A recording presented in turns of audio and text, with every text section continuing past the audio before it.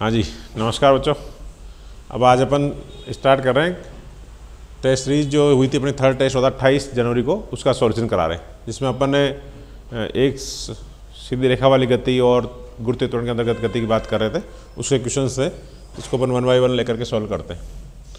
इसमें देखिए अपन पहला क्वेश्चन की बात करें, इसमें देखा था एक वस्तु उत्तर, इसमें अपन जैसे दूरी हो गया, विस्थापन हो गया, त्वरण, वेग, बल, इनसे संबंधित जो गति के क्वेश्चन होते हैं वो वाले अपन क्वेश्चन करेंगे और गुरुत्वीय त्वरण के अंतर्गत होने वाली गति के क्वेश्चन है सारे।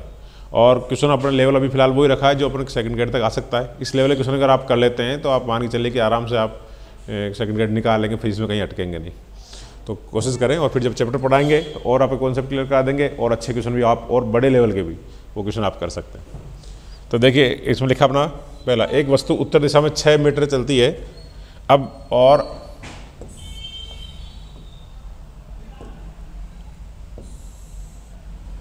उत्तर दिशा में 6 मीटर और पूर्व दिशा में कितनी चल रही है 8 मीटर तथा ऊर्ध्वाधर ऊपर की ओर 10 मीटर गति करती है। तो प्रारंभिक स्थिति से वस्तु का परिणामी विस्थापन बताना है। अब आपको बताया होगा मैंने पहले कि विस्थापन जो एक सदिश राशि होती है, तो सदिश राशि का मतलब होगा कि यहाँ पर आप जिधर भी चल रहे हैं उस दिशा का ध्यान रखते हुए चलें और प्रारंभिक बिंदु से जहाँ पहुँच गया फाइनल उसकी डायरेक्ट जो डिस्टेंस है, सीधी दूरी मिनिमम, वही क्या होगा विस्थापन होगा। तो ऐसे क्वेश्चन को करने के लिए अपन क्या करते हैं, एक आप इस तरह का निर्देशांक वाली स्थिति बना लें, या सिंपल आप लिख सकते हैं जैसे अपन इसको उत्तर ऊपर वाली साइड को नॉर्थ लिखते हैं, इसके विपरीत क्या होगी साउथ, और नॉर्थ के दाहिनी दिशा में अपन घूमें या क्लॉकवाइज चलें तो फिर क्या आती है ईस्ट, इतना ध्यान रख लें आप। और उसके बाद वेस्ट, या जैसे आप कहीं भी बैठे हैं तो अपने सामने की तरफ नॉर्थ मान लें और उसके राइट हैंड साइड में ईस्ट होगी, साउथ के विपरीत दिशा में नॉर्थ का विपरीत साउथ हो जाएगी और ईस्ट के विपरीत में वेस्ट हो जाएगी इस तरह से। तो ये अपन लिख सकते हैं। अब अपन जैसे इसमें क्या उत्तर दिशा में 6 मीटर चल रहा है, तो उत्तर दिशा में 6 मीटर आप यहीं पे 6 मीटर बना लें, या तो अब ये जैसे अपन इसको निर्देशांक के रूप में माने तो ये दिशा एक्स एक्स वाली मान सकते हैं, ये वाई एक्स वाली, और इसके लंबवत ऊपर की ओर जो होगा ये ऊर्ध्वाधर, इसको अपन यहाँ पर तो कैसे दिखाएंगे इस तरह से विपरीत, तो ये हो जाएगी कौन सी के कैप वाली, जिसको अपन जेड एक्स कह सकते हैं। ठीक है, तो ये एक्स एक्स, ये वाई एक्स और ये जेड एक्स, इस तरह से। तो अब जैसे आपसे कहता जा रहा है उधर आपको ये बना देना है। तो एक उत्तर दिशा में कितना चला 6 मीटर, उत्तर दिशा का मतलब हो गया वाई एक्स में, तो वाई एक्स में जब राशि अपन दर्शाते हैं तो इसका डिस्प्लेसमेंट एस अपन लिखना चाहें तो उत्तर दिशा कौन सी है वाई एक्स में, तो वाई एक्स का मतलब इसका विस्थापन 6 मीटर को लिखेंगे अपन 6 जे केप, सदिश रूप में प्रदर्शित करना है। फिर चला पूर्व दिशा में 8 मीटर, यहाँ से वो 8 मीटर चला होगा, लेकिन सदिश में चूंकि अपन क्या कर सकते हैं, ये इधर यहाँ से 8 मीटर जाएगा आगे, तो वो भी कौन सी दिशा हो गई एक्स एक्स में। एक्स एक्स वाली दिशा को अपन जो विस्थापन होगा उसको 8 मीटर 8 आई केप दिखाएंगे, प्लस फिर यहाँ से चला ऊर्ध्वाधर ऊपर की ओर। अब ऊर्ध्वाधर ऊपर का मतलब क्या है, जैसे वस्तु यहाँ से यहाँ तक चली, फिर यहाँ से यहाँ चली और फिर यहाँ से यूँ इधर की ओर आ गई, मतलब बाहर, यहाँ से बोर्ड में बोर्ड तक समतल को दिखाएगा, लेकिन वहाँ से वस्तु ऊपर चली, फिर दाएँ चली और फिर वहाँ से वहाँ पर आ गई, तो ये फाइनल बिंदु हो गया यहाँ पर। तो उसका जिस मूल बिंदु से परिणामी विस्थापन दिखाना है, तो अपने को उसकी तीनों जो विस्थापन इसने दिखाए वाई एक्स में, एक्स एक्स में और फिर ये जेड एक्स में, उन तीनों लिख लेना है। तो जेड में कितना चला ये 10 मीटर, यानी 10 मीटर चल गया के केप में। तो ये तो इसके हो गए सदिश निर्देशांक। अगर आपसे इसमें निर्देशांक पूछता है तो आप सिंपल इतना लिख के छोड़ सकते हो, लेकिन इसका परिणामी विस्थापन पूछता है तो फिर अपन को ये तो हो गया वेक्टर फॉर्म में हो गया, लेकिन इसका अपन को परिमाण लिखना है एक तरह से, यानी इसका डायरेक्ट विस्थापन का मान लिखना है। तो ये जे केप, आई केप और के केप, तीनों राशियों का, तीनों अक्षों के जो घटक हैं उनका वर्ग करके जोड़ के अंडरूट कर देंगे। तो 6 का स्क्वायर हो जाएगा प्लस 8 का स्क्वायर हो जाएगा और प्लस 10 का स्क्वायर हो जाएगा और इसका अंडरूट कर देंगे। 6 का स्क्वायर 36 प्लस 8 का स्क्वायर 64 प्लस 10 का स्क्वायर 100, 36 और 100 और 100 कितने हो गए 200, 200 का रूट। अब देखिए मैंने कई बार हर बार कहता हूँ कि ऐसे नहीं कि आप 200 का रूट इसमें ढूंढ रहे हैं, आपको ये देखना कि क्वेश्चन पढ़ने के साथ साथ ऑप्शन में देखिए किस रूप में देखा है, 10, 10 गुणा 2, 10 रूट 2, इस तरह से देखा है। तो आप कोशिश करोगे 200 को इस तरह से तोड़ लेंगे 10 के रूप में आंसर आ सके। तो 200 को आप 100 गुणा 2 या 2 गुणा 100 लिख सकते हैं। तो इसमें 100 का तो रूट हो जाएगा 10 और 2 को रूट के रूप में ही दिखा रखा है, तो 2 रूट 2 इंटू 10, 10 रूट 2, इस तरह से मीटर में आंसर आ जाएगा। ठीक है, तो इसमें समझने वाली बात क्या है कि आपको किधर भी घुमाए आप इस तरह का एक एक्सिस बना लें, X X Y X Z X, उसमें ये वाला नॉर्थ जो ऊपर की ओर मानते हैं वो वाई एक्स मान लें, उसके दाहिनी दिशा में एक्स एक्स आ जाएगा, विपरीत -x हो जाएगा, नीचे -y और बाहर की ओर zx हो गया। फिर वो जैसे जैसे कह रहा है उस दिशा में चलते जाएं, उस रूप में निर्देशांक लिख लें और उनका परिणाम ही निकाल देना। ठीक है भाई, नेक्स्ट क्वेश्चन देखिए आप।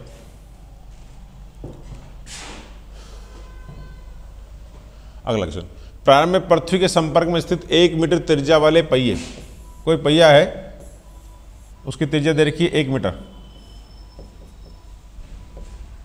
रेडियस कितनी है इसकी 1 मीटर। इस पहिए के किसी बिंदु का विस्थापन क्या होगा जब पहिया क्षैतिजतः आगे की ओर आधा चक्कर लगाता है। ये पहिया जब घूम के आधा चक्कर लगा के आगे बढ़ जाएगा तो उसके किसी पॉइंट का विस्थापन क्या होगा, पहिए के किसी पॉइंट का, पहिए के किसी बिंदु का विस्थापन क्या होगा, क्षैतिजतः मतलब आगे की ओर चल रहा है। अभी चलने वाला पहिया स्लिप नहीं हो रहा है, ठीक है, ये साथ में क्या कर रहा है, रोलिंग मोशन, ये घूम भी रहा है और आगे भी बढ़ रहा है इस तरह से। तो अगर जैसे मान लो कोई पॉइंट यहाँ पर है इस तरह से, तो ये पॉइंट जब घूमेगा तो घूमते घूमते आधा चक्कर लगाने पर पॉइंट कहाँ आ जाएगा, यहाँ पर। यानी इसका अपन अगर दूसरा डायग्राम बनाएं इस तरह से, तो आधे चक्कर बाद पहिया ये पॉइंट घूम करके बिल्कुल सिर पे आ जाएगा। अगर एक पूरा चक्कर लग जाएगा तो घूम के वापस नीचे धरातल पर आ जाएगा। तो आधे चक्कर का मतलब, आधे चक्कर में पॉइंट एक तो अगर अपन वाई एक्स की ओर से डिस्प्लेसमेंट देखेंगे तो घूम रहा चूंकि, इसलिए कहाँ पहुँच गया, ऊपर ही पहुँच गया।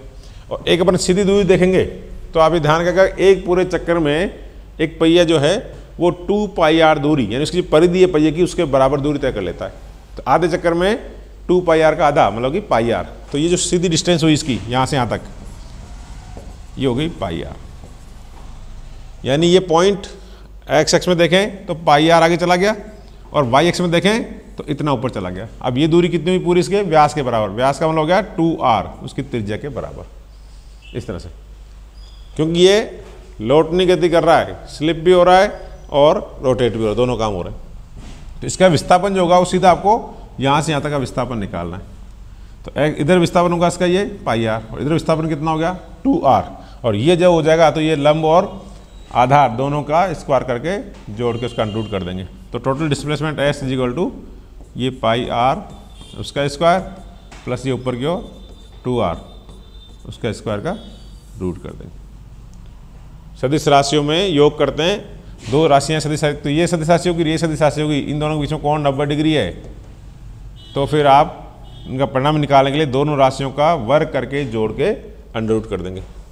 अब यहाँ पर त्रिज्या कितनी दे रखी है 1 मीटर, तो r की जगह 1 लिख देंगे, ओनली पाई का स्क्वायर बचेगा प्लस 2 इंटू यहाँ भी r का मान 1 लिख देंगे और इसका स्क्वायर बचेगा 2 का स्क्वायर, तो ये हो जाएगा पाई स्क्वायर प्लस 4 का अंडर रूट। तो ये इसका आंसर हो जाएगा। इसको आप हर बार मैं कहता हूँ क्वेश्चन के साथ साथ आप तुरंत इसके चारों ऑप्शन पढ़ लीजिए।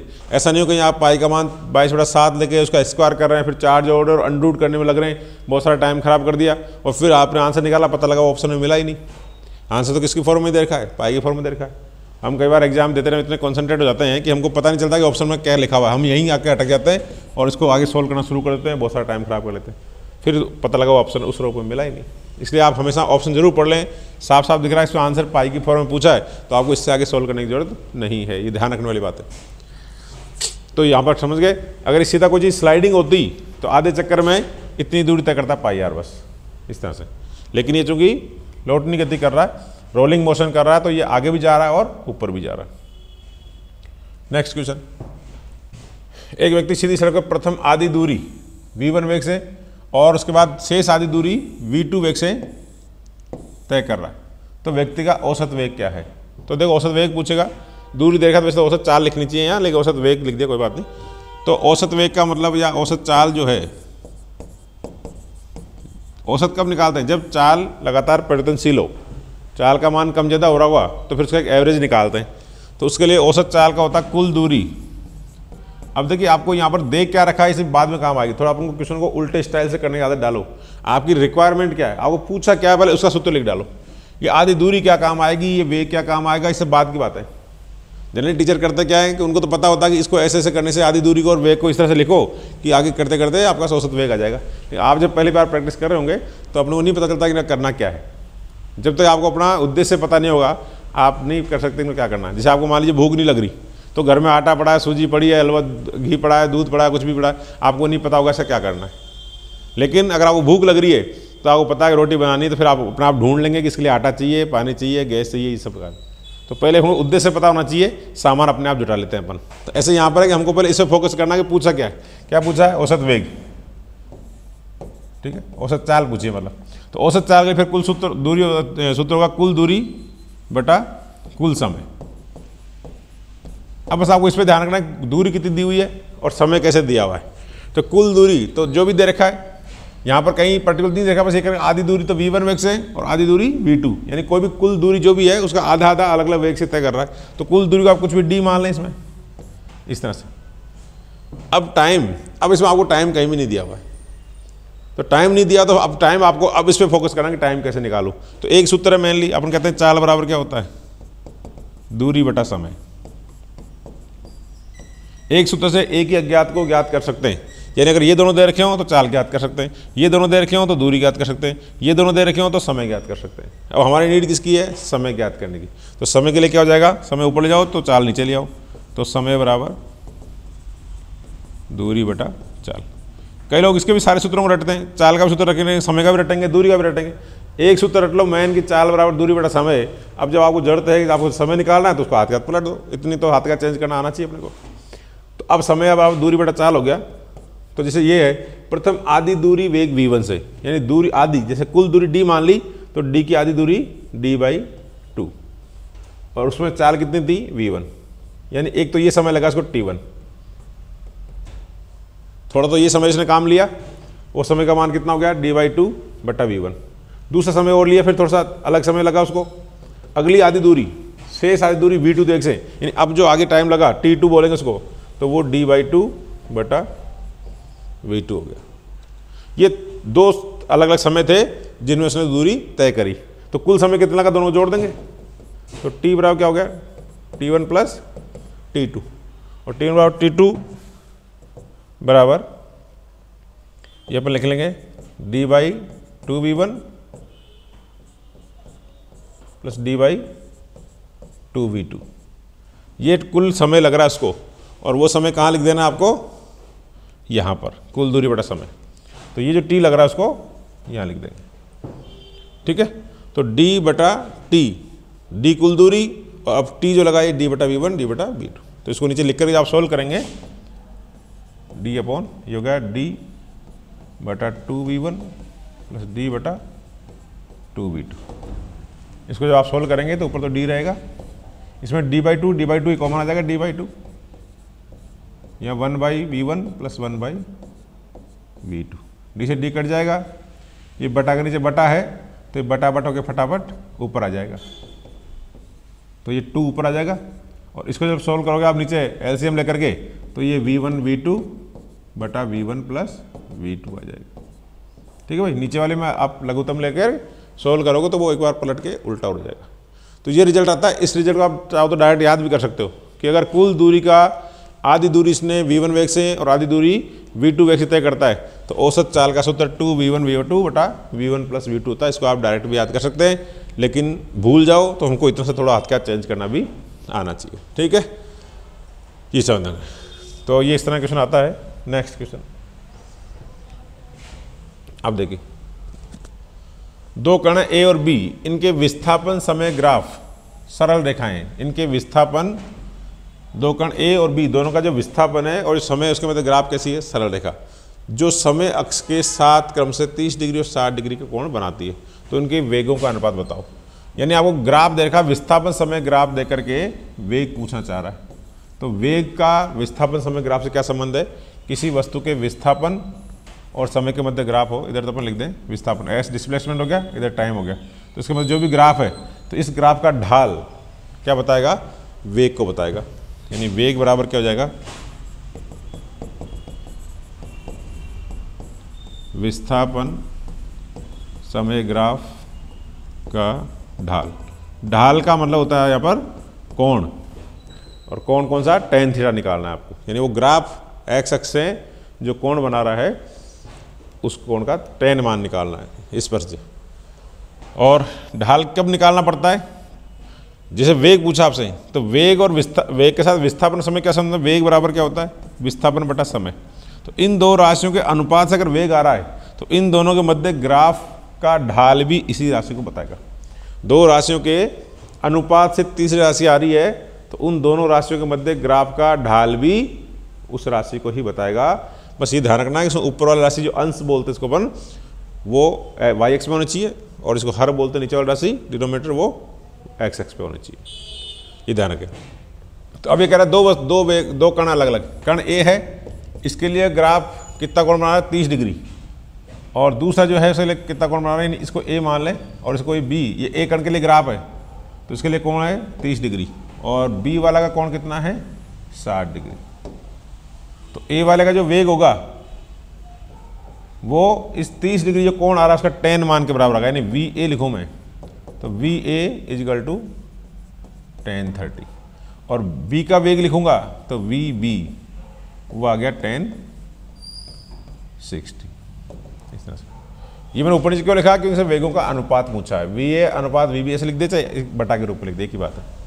तो इसका वेग इसके ग्राफ के ढाल के बराबर, और इसका b का वेग b की ग्राफ के ढाल के बराबर, और ढाल का मतलब tan थीटा। तो आपको tan 30 और tan 60 का मान निकालना है।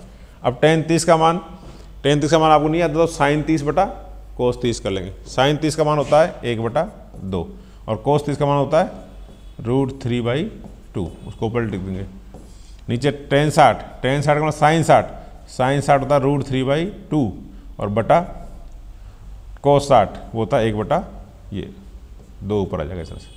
इसको काट लेंगे, ये भी कट जाएगा, ये 1/√3 और ये 1/√3, √3 मल्टीप्लाई होकर 1/3 हो जाएगा। तो अनुपात क्या गया 1:3, इस तरह से ये ऑप्शन हो जाएगा। ये अब tan 30 और 60 30 का मान डायरेक्ट रट लेंगे तो इतना कुछ करने की जरूरत नहीं पड़ेगी। tan 30 का मान 1/√3 रट लें और tan 60 का मान √3 रट लें, तो 1/√3/√3 तो गुणा होकर के 1/3 हो जाएगा इस तरह से, ठीक है।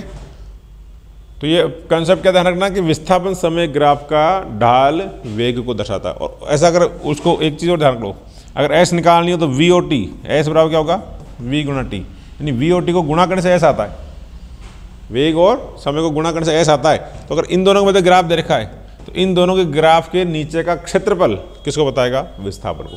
यानी दो राशियों के गुणनफल से तीसरी राशि प्राप्त हो रही है, तो इन दो राशियों के मध्य ग्राफ जो आएगा उसके नीचे का एरिया अगर आप निकालेंगे तो वो भी किसको बताएगा, विस्थापन को। और अगर दो राशियों के अनुपात से तीसरी राशि आ रही है तो इन दोनों राशियों के मध्य इनका जो ग्राफ है उसका ढाल इस तीसरी राशि को दर्शाएगा। नेक्स्ट क्वेश्चन, अब देखो एक लड़का 6 किलोमीटर दूर स्थित अपने स्कूल, इस स्कूल जाता है, ये 2.5 किलोमीटर प्रति घंटे की नियत चाल चलता है, 1 घंटे में 2.5 किलोमीटर चलता है। बहुत धीरे धीरे चल रहा है बच्चा, ये छोटा बच्चा होगा कोई, लेकिन छोटा बच्चा जान के ना कोई हमको कहता गाना एक, तो वो ध्यान रखें। तो 2.5 किलोमीटर प्रति घंटे नियत चाल चलता है और 4 किलोमीटर प्रति घंटे की चाल से लौटता है। लौट से में थोड़ा भागा भागा आता है, छुट्टी होने के बाद बच्चे को भूख लग रही होती है तो तेजी से थोड़ा तेज चल के आता है, मतलब ये। और जाते टाइम थोड़ा रोता रोता जाता है, स्कूल जाने में जो आता है इसको तो थोड़ा धीरे जा रहा है, 2.5 किलोमीटर प्रति घंटे। तो पूरी यात्रा के लिए लड़के की औसत चाल किलोमीटर प्रति घंटे में निकालनी है। अब वापस वही औसत चाल का सूत्र आ गया। तो औसत चाल के लिए एक मूल सूत्र आपको ये ध्यान रखना है, औसत चाल बराबर हो गया कुल दूरी बटा कुल समय, इस तरह से, ठीक है। तो अब दूरी कितनी, कुल दूरी का मतलब स्कूल जाने तक की और उसे वापस लौट के आने तक की। तो स्कूल की दूरी 6 किलोमीटर दूर है, तो 6 जाना और 6 आना, तो दूरी कितनी हो गई 12 किलोमीटर। अब वही कुल समय वाली बात आ गई। तो समय आपको नहीं दिया हुआ या क्या दिया हुआ, वेग। तो हमें कैसे भी करके वेग और दूरी की सहायता से समय लाना है। तो सूत्र मैंने बताया अभी पहले, चाल बराबर दूरी बटा समय।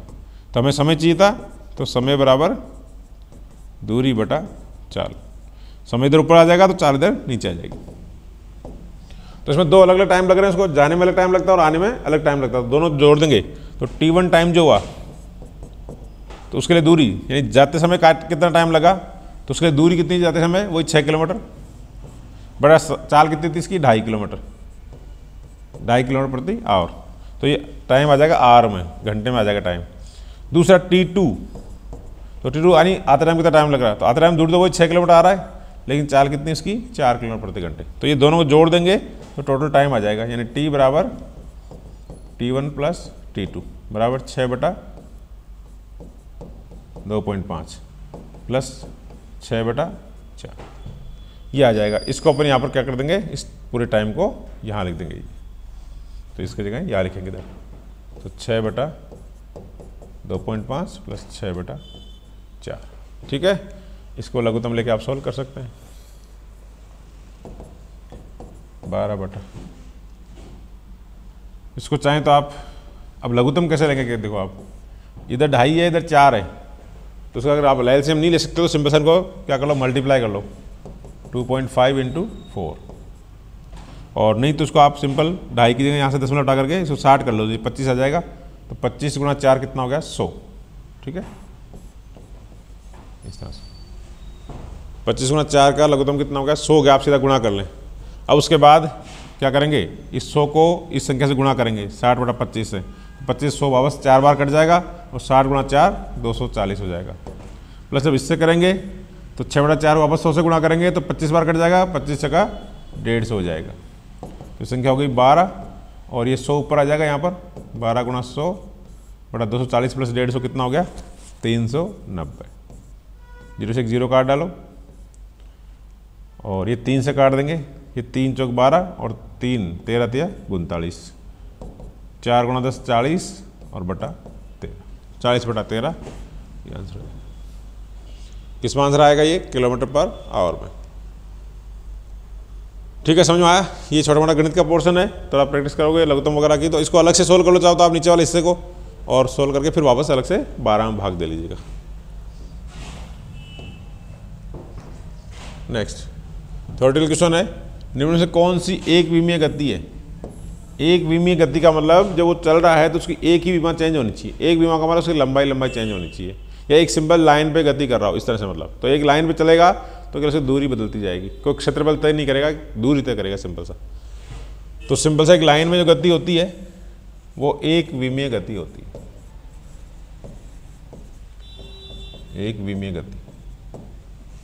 तो जैसे पृथ्वी पर उतरते हुए हवाई जहाज, उतरता हुआ हवाई जहाज तिरछा आएगा, मतलब तो तिरछा आने मतलब वो आगे भी आ रहा है और नीचे भी आ रहा है, तो दो चीज़ चेंज होगी उसकी, आगे आएगा तो दूरी और नीचे आएगा तो उसकी ऊंचाई, दो चीज़ चेंज हो रही है, तो ये द्विविमीय गति कहलाती है।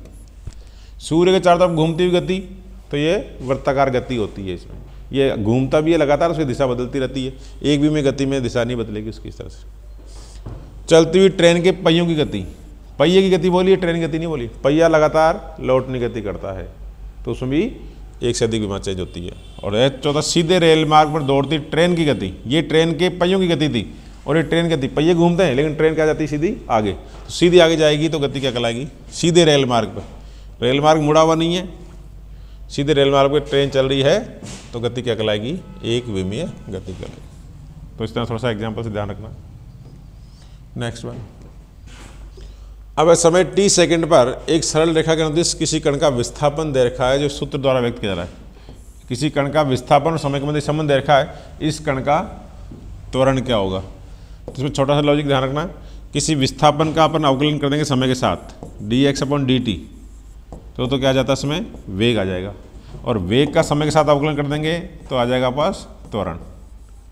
इस तरह के संबंध जो दे रखे हो तो आपको ये ध्यान रखना है कि विस्थापन का समय के साथ अवकलन से वेग आता है और वेग का समय के साथ अवकलन से त्वरण आता है। तो हमें विस्थापन दे करके त्वरण पूछा है, यानी विस्थापन से पहले क्या निकालना पड़ेगा, वेग, और फिर वेग से क्या निकालना पड़ेगा, विस्थापन। तो अपन इसका अवकलन करेंगे, x = a0 + a1t + a2t²। तो dx/dt करें, यानी v बराबर हो गया dx/dt। इधर x का अवकलन करें मतलब इस पूरी राशि का भी अवकलन करना है, यानी d/dt a0 + a1t + a2t²।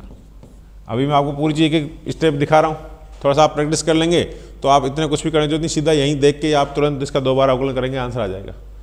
यानी थोड़ा अभ्यास करने के बाद आप बहुत सारा काम हवा में कर सकते हैं, हर चीज़ यहाँ लिखने की जरूरत नहीं होती। तो अब अपन एक एक पद का अवकलन करेंगे, तो d/dt a0 प्लस इसको अंदर मल्टीप्लाई कर लेंगे एक तरह से d/dt a1t plus d/dt a2t²। T square. अब ये ए नॉट कॉन्स्टेंट राशि है तो उसका अवकलन 0 होता है। इसमें भी A1 कॉन्स्टेंट है, उसको बाहर निकाल लेंगे तो आगे बच गया dt upon dt, dt cancel, plus ये A2 ये कॉन्स्टेंट है, ये बाहर आ जाएगा, और टी स्क्वायर का अवकलन है तो टी स्क्वायर का अवकलन में 2 आगे आ जाएगा और टी की पावर 1 बच जाएगी अपॉन, सॉरी ये dt अब नहीं लिखेंगे, 2t। आप थोड़ा साइड में कहीं ध्यान रख लें, x की घात n का, सॉरी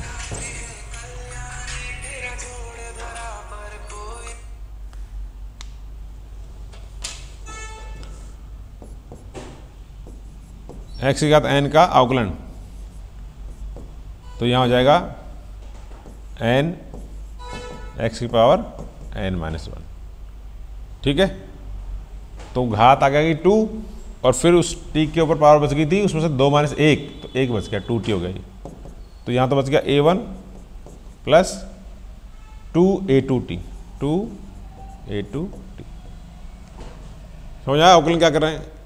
जब x की घात n का अवकलन होता है तो घात n पहले आगे आ जाती है और फिर उसी भौतिक राशि को घात में से 1 कम करके लिख देते हैं। तो 2 था तो 2 आगे आ गया, फिर t पर घात 1 कम करके लिख दिया। ये अवकलन का ध्यान रखना आप।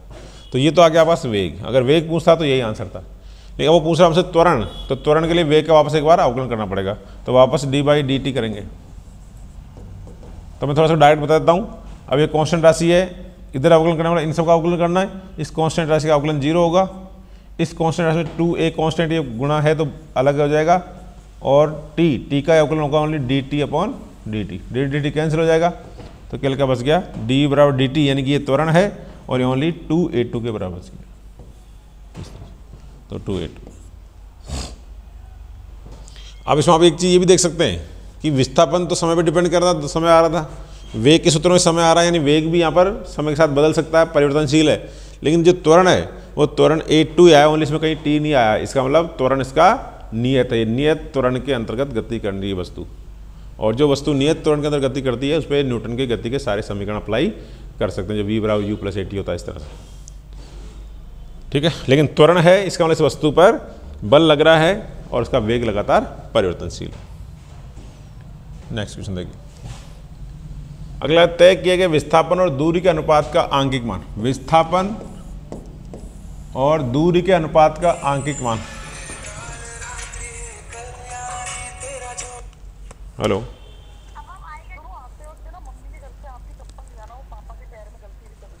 ठीक, ओके, ठीक।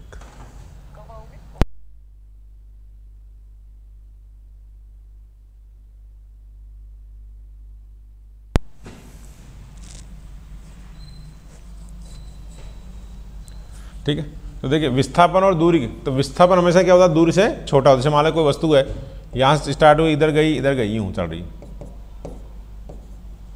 तो इस वस्तु की दूरी तो कितनी होगी, ये जो पूरा पथ है, इस पूरे पथ की लंबाई तो दूरी होती है, और प्रारंभिक और अंतिम बिंदु के बीच की डायरेक्ट जो डिस्टेंस होती है वो विस्थापन होता है।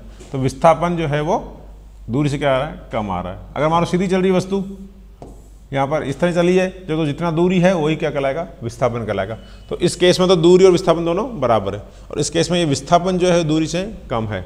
तो विस्थापन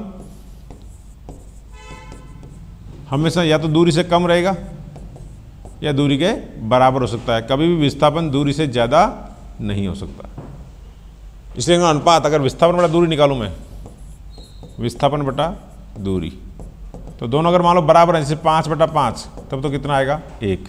लेकिन ऊपर वाला विस्थापन अगर कम है, ज़्यादा तो हो नहीं सकता, कम ही होगा। तो 4 से मान लो 4 आ गया, 4/5, तो ये मान क्या आएगा, 1 से कम आएगा, 0.8 आएगा ये। तो इसलिए विस्थापन और दूरी का अनुपात हमेशा या तो 1 के बराबर है या 1 से कम होता है।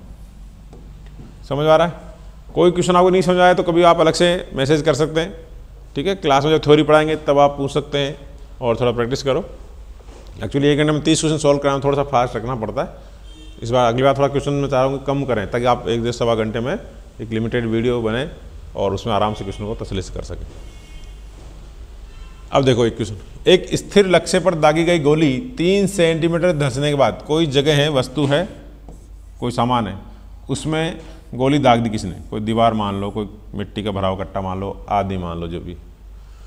तो किसी को गोली ठोक दी साहब, ठोकने के बाद 3 सेंटीमीटर जब अंदर धंस गई वो गोली, यहाँ पर आ गई बुलेट, तब उसका 10वें प्रश्न क्या कर दिया, आधा वेग खो देती है, यानी शुरू में कुछ वेग था यहाँ पर और जो आधा 3 सेंटीमीटर अंदर चली गई उसके बाद वेग क्या रह गया उसका v/2, यानी वेग धीरे धीरे कम हो रहा है। कम क्यों हो रहा है, क्योंकि वस्तु उसकी गति का विरोध करती है।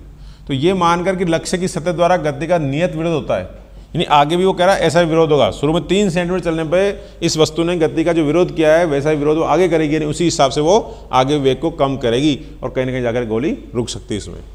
तो विराम अवस्था में आने से पहले, यानी गोली जब तक जाकर के लास्ट में यहाँ आकर के मान लो रुक गई, जो कि आपको एक्सरे में पता लगेगी जब किसी के ठोक दी तो कि हाँ साहब गोली पाई गई, तो लास्ट में 0 इसका विराम अवस्था का अब गोली कितनी आ गई 0। तो एक विराम अवस्था में आने से पहले कितनी दूरी और तय करेगी, ध्यान रखना। और का मतलब अब इतनी दूरी पूछे आपसे, ये नहीं कहा विराम अवस्था आने से पहले कुल कितनी दूरी पर थी। कुल पूछेगा तो आपको 3 भी आपको इसमें शामिल करना पड़ेगा, लेकिन कुल कितनी दूरी और तय करेगा नहीं आगे वाला बताना है। अब देखो यहाँ पर करना क्या है, ऐसे क्वेश्चनों में काम तो वही गति के समीकरण आते हैं, क्योंकि ये नियत विरोध हो रहा है। नियत विरोध का नियत बल लग रहा है उस पर, और बल नियत है तो त्वरण नियत है, और त्वरण नियत के केस में आप न्यूटन की गति के समीकरण यूज कर सकते हैं। लेकिन गति के 3 समीकरण है, तो 3 समीकरण कौन सा अपन को काम लेना चाहिए। तो आप देखो पहले सूत्र क्या था हमारे पास, पहला होता है u + at, प्लस माइनस दोनों हो सकते हैं, मंदन है तो माइनस और त्वरण है तो प्लस। दूसरा था x बराबर ut + ½ at², और तीसरा है s बराबर v² बराबर u² + 2as। तो ये समीकरण में वेग और समय का संबंध है, इसमें विस्थापन और वेग का संबंध है, समय भी है, और यहाँ वेग और दूरी है मुख्य रूप से। तो जब आपको ऐसा लग रहा होगा दूरी और वेग की चर्चा कर रखी है तो इस सूत्र से को काम लेने की कोशिश करेंगे। वेग और समय का, विस्थापन और समय की बात कर रहा है तो ये वाला सूत्र काम ले सकते हैं, और वेग और दूरी के बारे में बात करें तो ये वाला सूत्र काम लेने की कोशिश करनी है, और कई बार दोनों सूत्र भी काम आ सकते हैं इस तरह से। तो हमको पूछा कैसे नहीं, कितनी दूरी और तय करेगी, यानी दूरी पूछ रहा है हमसे, दूरी पूछ रहा है, और हमें इस एरिया में इसका वेग पता है कि पहले इस जगह तो इसका वेग कितना था v/2, और लास्ट में वेग क्या हो गया v। तो वेग और डिस्टेंस के बारे में बात कर रहा था, सूत्र कौन सा सूटेबल है, ये वाला। अब आपको उसको ज्ञात क्या करना है, s, दूरी ज्ञात करनी है, तो आपको s जो है वो अज्ञात है। तो तीसरे समीकरण से, न्यूटन के तीसरे समीकरण से। अब देखो मेरी वही मैं बता रहा हूँ आपको, प्रैक्टिस थोड़ा सा न्यूमेरिकल आप इस तरह से करें, जो चीज़ आपको रिक्वायरमेंट है उसको पहले देखें आप, दिया क्या गया वो बाद में काम आएगा। आपको जरूरत क्या है, आपको निकालना है दूरी, तो आपको दूरी फोकस करना है, क्योंकि दूरी निकालनी है और वेग वगैरह थोड़ा मालूम है अपने को, तो ये सूत्र काम लो। तो ये v² बराबर u² + 2as। पहली बात ध्यान रखिए, यहाँ मंदन हो रहा है, वेग धीरे धीरे कम हो रहा है, तो यहाँ प्लस नहीं आएगा माइनस आएगा, त्वरण है ये, सॉरी मंदन है ये। अब यहाँ देखो u होता है प्रारंभिक वेग, v होता है अंतिम वेग। तो इस वाले हिस्से के लिए अंतिम वेग कितना होगा 0, तो यहाँ 0 लिख देंगे, बराबर u का मतलब प्रारंभिक वेग, यानी इस वाले हिस्से के लिए प्रारंभिक वेग ये है जो यहाँ पर हो गया था v/2, यानी शुरू में जो v था उसका आधा, तो यहाँ से v/2 लिख देंगे, और उसका स्क्वायर -2 × a गुणा s। हमसे क्या पूछा, कितनी दूरी और तय करेगी, यानी यही है वो, ये s ही ज्ञात करना है। लेकिन एक समीकरण से एक ही अज्ञात को ज्ञात कर सकते हैं। अब ये एक समीकरण है, इसमें हमारे पास अभी हमको a भी पता नहीं है और s भी पता नहीं है, तो 2 को एक समीकरण से पता नहीं कर सकते, यानी अगर हमको s ज्ञात करना तो कहीं से आपको a भी लाना पड़ेगा। अब a लाने, इस पे फोकस करना आपको। टीचर जनरली क्वेश्चन करते हैं पहले इस a को ज्ञात करके दिखाएगा, देखो ये होता है 3 सेंटीमीटर 10 है, तो पहले वाला जो पोर्शन है इससे वो a लाएगा और फिर a को लाकर इसमें पुट करेगा। लेकिन मैं बार बार कहता हूँ, आप जब पहली बार प्रैक्टिस करेंगे तो आपको समझ में नहीं आएगा कि इस वाले हिस्से का क्या करना है, कि इसमें आपको a निकालूंगा फिर a आगे जाके काम आएगा, ऐसा किसी को पता नहीं चलता।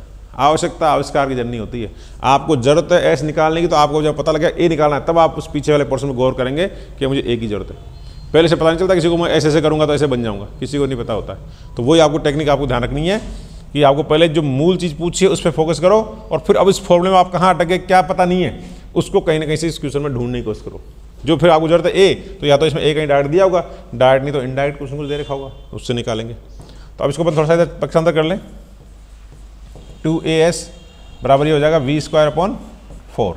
हमें s चाहिए तो s बराबर v²/2a, ये v²/4 तो है ही, और ये 2a वाला पोर्शन में क्या चला जाएगा नीचे इधर, तो 2a। तो कहने वाला ये s आपको आ जाएगी, बस आपको क्या पता होना चाहिए, अब a त्वरण पता होना चाहिए। अब a त्वरण किससे पता करेंगे, इस पहले वाले पोर्शन से। इस पोर्शन में आपको क्या मालूम है, इसमें शुरू का वेग पता है, इस इससे का बाद का वेग पता है और दूरी पता है, तो वही वेग और दूरी का पता है आपको। यानी यहाँ आपको प्रारंभिक अंतिम वेग पता था, दूरी पता थी, ठीक है, लेकिन त्वरण नहीं पता। और यहाँ पर ये वेग और ये पता है और दूरी भी पता नहीं है, त्वरण भी पता नहीं है। लेकिन हम इसकी सहायता से दूरी और वेग पता होने से, वेग और दूरी पता होने से हम इसमें क्या निकाल लेंगे, इस वाले हिस्से से त्वरण निकाल लेंगे। और उसने कहा था नियत गत विरोध होता है नहीं, वही त्वरण आगे काम आएगा। तो अब आगे वाले हिस्से में हमको वेग पता है और त्वरण यहाँ से पता लग जाएगा, तो इस हिस्से की दूरी भी निकाल लेंगे। ये है बात। तो हमें पहले इस वाले रिक्वायरमेंट वाले हिस्से को गौर करना है। तो अब वापस इस प्रथम भाग से जो अपन क्या करेंगे, चूंकि वापस सूत्र लगाएंगे v स्क्वायर बराबर u स्क्वायर माइनस 2as। समझाते हुए मुझे इतना बोलना पड़ता है, टाइम लगता है। आप थोड़ा प्रैक्टिस कर लेंगे तो इतनी दिक्कत टाइम नहीं लगेगा, घबराए नहीं, अभ्यास करने से ही समय कम होता है। अब यहाँ पर देखो अंतिम वेग यहाँ पर कितना हो गया, यहाँ से चलें v/2, तो यहाँ तो लिखेंगे v/2 का स्क्वायर बराबर u प्राइम वेग, पहले वेग कितना था, कोई भी v वेग मान लिया तो v स्क्वायर माइनस 2, a मालूम नहीं है लेकिन s कितना हो गया, इस हिस्से में 3 सेंटीमीटर, तो 3 लिख देंगे। अब आपको इसमें केवल एक ही अज्ञात रह गया a, इसको निकाल लेंगे तो इसको इधर पक्षांतर कर लें 2a गुणा 3 और इसको उधर ले जाएंगे v square minus v square by 4, इसको उधर ले जाएगी इस तरह से। तो एक v स्क्वायर में से चौथाई v स्क्वायर घट गया तो 3/4 v स्क्वायर बच गया और ये इतना क्या आ गया 6a आ गया ये। तो a is equal to 3 v square 1 4 और ये 6 भी नीचे आ गया, ये 6 भी 2 बार कट गया तो v स्क्वायर बाई 8। ठीक है, ये 6 नीचे चला गया यहाँ पर, तो 6 से 3 2 बार कट गया और 4 दूनी 8 कर दी, v स्क्वायर बाई 8 हो गया। ये त्वरण आ गया साहब, इस त्वरण को आप यहाँ पर पुट कर दीजिए तो ये आगे चली गई दूरी आ जाएगी, यानी s बराबर v square upon 4 into 2 into a आ गया v square by 8, v square by 8, v square से v स्क्वायर उठ जाएगा, ये 4 दूनी 8 और ये नीचे भी इनके 8, 8 से 8 भी कट गया, क्या बचा सी, कुछ एक बचा, 1 सेंटीमीटर दूरी, यानी कि ये 1 सेंटीमीटर डिस्टेंस और चलेगी। ठीक है, तो ये थोड़ा सा इसमें 2 समीकरण काम आएंगे। नेक्स्ट देखो, एक पिंड का विस्थापन उसके द्वारा लिए गए समय की तृतीय घात के समानुपाती। अच्छा, मैंने पीछे वाला जो क्वेश्चन किया था अपन ने, शुरू में मैंने इस तरह डायग्राम बना दिया था आपको कि साहब एक वस्तु यहाँ से चली 3 सेंटीमीटर, वेग v था, वेग v/2 था, फिर आगे कितना चलेगी, डिस्टेंस पूछा है और वेग कितना हो जाएगा 0 को। तो कोई भी किस तरह का जो क्वेश्चन आता है पैरेलल डायनेमिक्स में, उसको आप इस तरह एक थोड़ा आउटलाइन बना लें, क्वेश्चन का एक डायग्राम बना लें कि कहाँ से स्टार्ट हुआ, कहाँ कितना वेग हो गया, कितना त्वरण हो गया, कितनी दूरी हो गई। तो क्वेश्चन का आप डायग्राम बना लेंगे, क्या बना लेंगे, डायग्राम। तो उस क्वेश्चन का वजन केवल कितना रह जाएगा, 2.5 ग्राम। समझ में आया? क्वेश्चन का डायग्राम बनाने से उसका वजन मात्र 2.5 ग्राम रह जाता है, मतलब क्वेश्चन हल्का हो जाता है, हमको समझ में आ जाता है कहाँ क्या करना है ऐसे। तो अब देखो वापस इस क्वेश्चन फोकस करें अपन। तो यहाँ करेगा विस्थापन, विस्थापन उस समय के तृतीय घात के समानुपाती, यानी वेग सॉरी विस्थापन एस जो है समय के घात 3 के समानुपाती है। तो इस पिंड का त्वरण, तो पिंड का त्वरण किसके समानुपाती होगा वो पूछा है। तो वही बात है, विस्थापन से पहले वेग आएगा, वेग आएगा ds/dt से, और फिर जब वेग आ जाएगा तो वापस इससे त्वरण आएगा a बराबर dv/dt से। तो यहाँ जब करेंगे d/dt, अब त्वरण ये सॉरी विस्थापन किसके समानुपाती, t³ गए, तो इसका अवकलन जब होगा तो ये 3 घात आगे आ जाएगी और इसकी 1 घात कम होकर के ये यहाँ रह जाएगा। फिर आगे dt/dt होता है वो कैंसिल हो जाता है। समय के साथ विस्थापन समय पर डिपेंड कर रहा है, अवकलन में समय के साथ कर रहे हैं तो ये दोनों पोर्शन कट जाते हैं। तो 3t² हो गया, यानी वेग तो समानुपाती हो गया समय के वर्ग के। और अब वापस त्वरण, तो त्वरण आ गया d/dt और वेग क्या हो गया 3t², यानी 3t² का अवकलन करेंगे समय के साथ तो t जो कांस्टेंट है वो तो बाहर आ जाएगा और अवकलन होगा d/dt ऑफ t²। फिर वापस 3t² का अवकलन, तो t की घात 2 है तो घात आगे आ जाएगी और फिर t पर वापस 2 में से 1 घात कम करके यहाँ लिख देंगे और dt/dt ये कैंसिल हो जाएगा। तो क्या बच गया, 3 दूनी 6t, यानी a बराबर 6t आ गया। इसका मतलब क्या हो रहा है कि त्वरण भी अब समय पर निर्भर करेगा, लेकिन समय की घात 1 है और त्वरण की घात भी 1 है, यानी a जो है वो t के सीधे समानुपाती है। तो त्वरण यानी कांस्टेंट नहीं है, t का मान बदलेगा तो समय बदलेगा। t बराबर 1 है तो 6 आ जाएगा, 2 है तो 6 दूनी 12 हो जाएगा, 3 होगा तो 18 हो जाएगा, यानी त्वरण भी यहाँ समय के साथ परिवर्तनशील है, बदलेगा। तो इस समय के साथ बढ़ेगा, मतलब जैसे समय बढ़ेगा वैसे वैसे त्वरण भी बढ़ेगा। एक है अनेक बलों के प्रभाव में किसी पिंड का त्वरण शून्य कब होगा। पिंड का त्वरण एक वस्तु है, बल बहुत सारे लग रहे हैं, कई लोग लटक रहे हैं इस पर खींचने के लिए, तो उसका त्वरण तो होता है परिणामी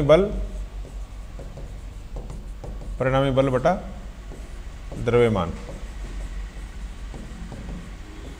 तो अगर कई सारे बल हैं तो उनका परिणामी बल अगर 0 होगा तो त्वरण भी क्या हो जाएगा, 0। तो जब आरोपित सभी बलों का सदिश योग क्या हो जाना चाहिए, 0। बल कई लग रहे हैं, अलग अलग दिशाओं में लग रहे हैं, अगर उन सभी बलों का परिणामी 0 हो जाएगा तो वस्तु कहीं नहीं जाएगी, यानी उस वस्तु में कोई त्वरण उत्पन्न नहीं होगा। नेक्स्ट देखो, गतिशील पिंड का त्वरण ज्ञात किया जा सकता है। त्वरण ज्ञात करना गतिशील पिंड का, तो त्वरण किसमें आएगा, वेग समय ग्राफ के बीच के क्षेत्रफल से। तो आप देखो त्वरण का वेग समय से क्या संबंध होता है, दूरी समय से क्या होता है, तो त्वरण a बराबर वेग बटा समय होता है। और मैंने पहले बताया दो राशियों के अनुपात से अगर तीसरी राशि आती है तो इन्हीं राशियों के मध्य जो ग्राफ है v और t के मध्य ग्राफ, उस ग्राफ के ढाल से भी क्या आ जाएगा, ये तीसरी राशि आ जाएगी। तो वेग समय ग्राफ के ढाल से, स्लोप से आ जाएगा। ढाल मतलब स्लोप, और स्लोप का मतलब यहाँ पर हो गया कि वो ग्राफ क्षैतिज से कितना डिग्री कोण बना रहा है, उसका tan मान निकालना, वो tan वैल्यू निकालना।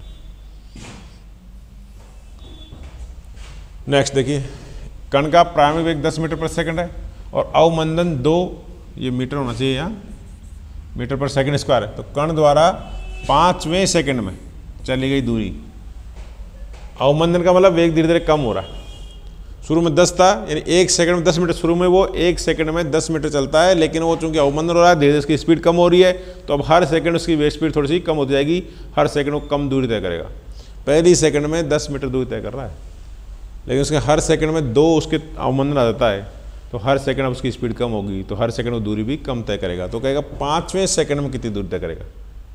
जो आदमी, जो व्यक्ति, जो कण पहली सेकंड में 10 मीटर तक करता, वही कण अब 5वें सेकंड में उतनी दूरी तय नहीं करेगा, क्योंकि स्पीड धीरे धीरे कम हो गई। लेकिन अब यहाँ पर ध्यान रखने वाली बात है कि कुल 5 सेकंड दूरी नहीं पूछ रहा है, ये 5वें सेकंड दूरी पूछ रहा है।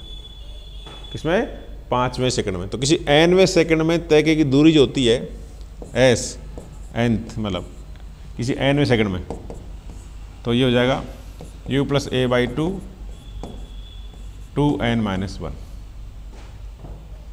ये nवीं सेकंड है, मतलब जैसे 5 सेकंड है, आप 5 लिख देंगे। u प्रारंभिक वेग है, तो अब इसमें u प्रारंभिक वेग हो गया 10, और यहाँ अवमंदन है तो यहाँ आएगा माइनस, ध्यान रखना।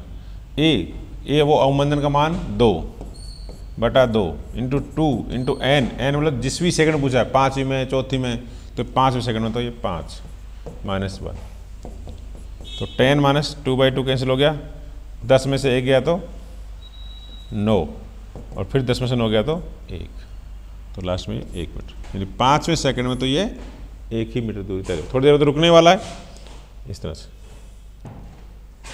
एक देखो, यदि पिंड के वेग की समय पर निर्भरता दे रखी है, v = 20 ये देखा, तो पिंड का है, तो पिंड गतिशील क्या है, कैसे गतिशील है। अब इसमें ऑप्शन पढ़ लिया करो हाथ के साथ, वो मतलब आपसे जैसे पूछा कि पिंड गतिशील है, हम सोचते हैं गतिशील है तो क्या करें, क्या निकालना है इसका, तो क्वेश्चन समझ नहीं आ रहा, आप ऑप्शन देखो इसको क्या पूछना चाह रहा है। तो पिंड गतिशील है एक समान त्वरण से, यानी आपको त्वरण का जो देखना कि त्वरण एक समान, इसका त्वरण एक समान है, या एक समान मंदन है, या शून्य त्वरण है, या असमान त्वरण है, इस तरह से। तो पहले तो देखोगे आप वेग अगर समय के साथ बढ़िया प्लस लग रहा है तो t बढ़ता जाएगा, तो साथ में वेग भी बढ़ता जाएगा। इसका मतलब वेग बढ़ता जा रहा है, तो पहली बात उसमें त्वरण है, मंदन नहीं है, तो मंदन वाला तो वैसे काट दो। दूसरी बात, t का कुछ भी मान अगर बदलते जाओगे तो v बदलता जाएगा, v बदलेगा, इसका मतलब त्वरण है, तो त्वरण है तो मतलब त्वरण शून्य तो नहीं है, तो त्वरण शून्य भी नहीं होगा, इस तरह से। अब आपके 2 ऑप्शन बचे, एक समान त्वरण और असमान त्वरण। इनका अगर मान लो आप कन्फर्म नहीं कर पा रहे, तुक्का लगाना, तो कम से कम इन दोनों में लगाओ।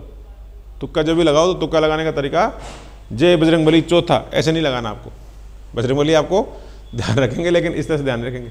कोशिश करो कि 4 ऑप्शन में से आप 2 ऑप्शन तो अगर आप श्योर हो गए ये 2 तो नहीं है, तो बाकी जो 2 ऑप्शन बच गए उनमें आप 100% तुक्का लगाओ, ज़्यादा चांस है कि आप उसको सही हो जाए। 50-50 चांस है इसमें।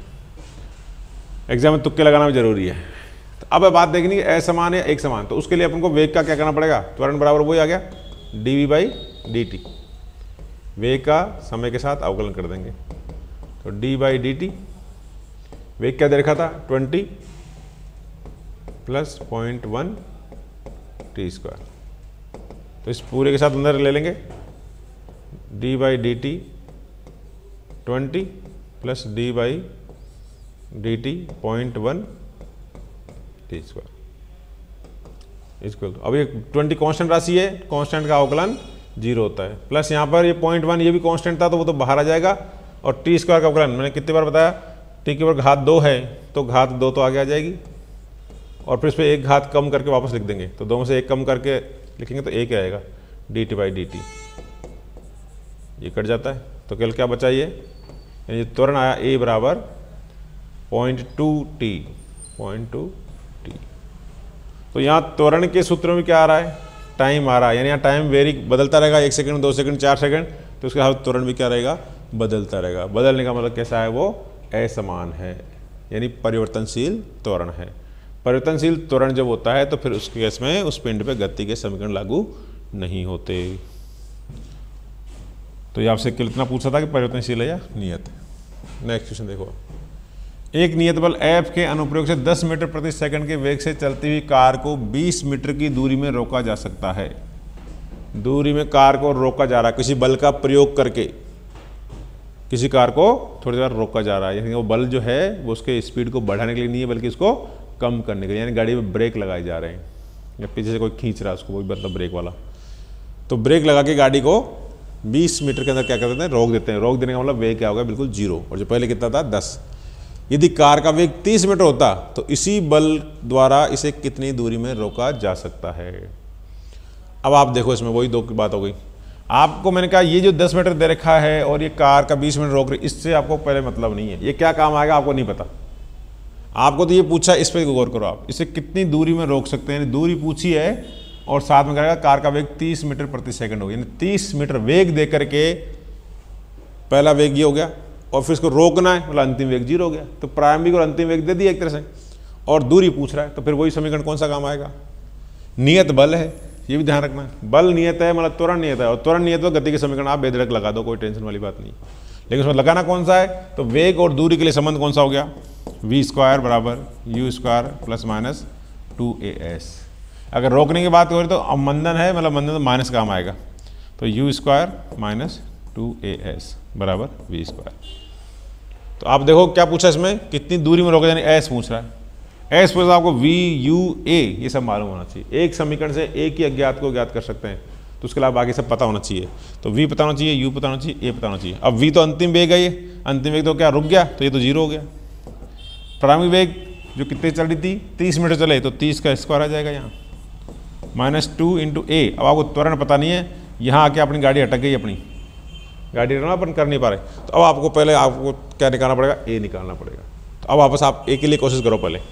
अब ए कहाँ से लाएं, तो अब उसके लिए आप ढूंढो किसी में कहीं डायरेक्ट ए दे रखा, क्या कहीं डायरेक्ट ए नहीं दे रखा, तो जो डायरेक्ट नहीं दे रखा तो इनडायरेक्ट कुछ न कुछ दिया होगा जिससे वो ए प्राप्त हो जाए। तो ये जो चीज़ें हैं ना, इनसे कहीं ना कहीं आपको ए निकालना पड़ेगा। ये मेन फंडा है न्यूमेरिकल करने का।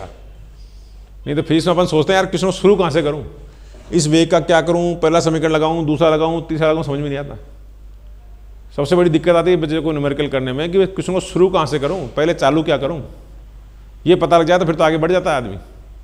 तो मैंने आपसे एक दिन पहले कहा, अभी थोड़ी देर पहले कहा कि आपको भूख नहीं लगी तब तक आपको ये पता नहीं चलेगा घर में आटा पड़ा है, सूजी पड़ी है, सब्जी पड़ी है, गैस रखी है, पानी का, तो उसका क्या करना आपको नहीं समझ में आएगा जब तक आप भूख नहीं लगी। लेकिन भूख लग गई ना तो आप सब पता लगा लेंगे मुझे क्या करना है। थोड़ी बार ढूंढेंगे यार रोटी, भूख लगी रोटी खानी है, रोटी कैसे बनती है, आटे से, तो आटा ढूंढेंगे आप। आटा नहीं है तो फिर आपको सोचेंगे और क्या बन सकता है, सूजी पड़ी तो हलवा बना के खा सकते हो, या फिर आटा नहीं है आपको पता लगे गेहूँ पड़े तो आप उसका भी पता लगा लेंगे, गेहूँ पड़े तो पिछवा के आटा बनाए और आटे से फिर रोटी बन सकती है, बस वो है। तो ऐसे यहाँ पर आपको त्वरण चाहिए था, इसमें दूरी निकालनी है, त्वरण पर टकी है, तो त्वरण चाहिए। अब आप ढूंढो कि डायरेक्ट है तो त्वरण दे रखा होगा, रोटी बनानी है तो या तो डायरेक्ट आटा पड़ा होगा, और आटा नहीं तो गेहूँ पड़ेंगे, पिसवा के बना लो भैया। तो ऐसे यहाँ पर तुरंत डायरेक्ट नहीं है, तो जो कुछ दे रखा है उससे कैसे जैसे करके तुरंत निकालने की कोशिश करो। तो अब उसमें देखो क्या दे रखा है, पहले वही वेग दे रखा है, कार को 20 मीटर रोक रहा है, तो वही दूरी हो गई रोकने वाली बात, मतलब इतनी दूरी पे दूरी हो गई और वेग हो गया, तो वेग और दूरी से आप तुरंत निकाल सकते हो। तो वापस वही तीसरा समीकरण लगाएंगे अपन, वी स्क्वायर बराबर यू स्क्वायर, रोक रहे हैं तो माइनस आएगा। अब इसमें अंतिम वेग, यहाँ भी रोक दिया तो अंतिम वेग 0, लेकिन पहले प्राइम वेग कितना था 10 का स्क्वायर करेंगे माइनस 2a, तो हमको निकालना ही है। इस समय दूरी दे रखी थी, कितनी दूरी दे रखी है 20 मीटर। मैंने आपसे क्या कहा, एक समीकरण से एक ही अज्ञात को ज्ञात कर सकते हैं। अगर दूरी दे रखी थी तो त्वरण ज्ञात कर सकते हैं, और त्वरण दे रखा होता तो दूरी ज्ञात कर सकते हैं। तो हमें यहाँ पर त्वरण की जरूरत थी तो हमने उससे त्वरण निकाल लेंगे, पक्षांतर कर लेंगे, 20 दूनी 2 40 हो जाएगा, तो 40 एक को इधर ले आओ, बराबर 10 का स्क्वायर 100 हो गया।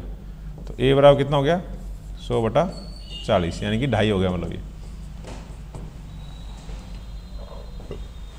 ये 40 और ये 100, 2.5 होता है, ध्यान रखना। 40 किलोग्राम हो तो उसको एक मण भी बोलते हैं, मण एक प्रैक्टिकल मात्रक है जो ग्रामीण क्षेत्र में काम लेते हैं। और 100 जो होता है वो 1 क्विंटल होता है। तो पहले लोग यही बोलते थे 1 क्विंटल की बोरी को 2.5 मण की बोरी बोलते थे, ये मैंने वैसे आपको बता दिया है एक्स्ट्रा। 1 क्विंटल की बोरी को पहले लोग क्विंटल मात्रक नहीं जानते थे तो उसको 2.5 मण बोलते थे, क्योंकि 1 मण में 40 किलो होता था।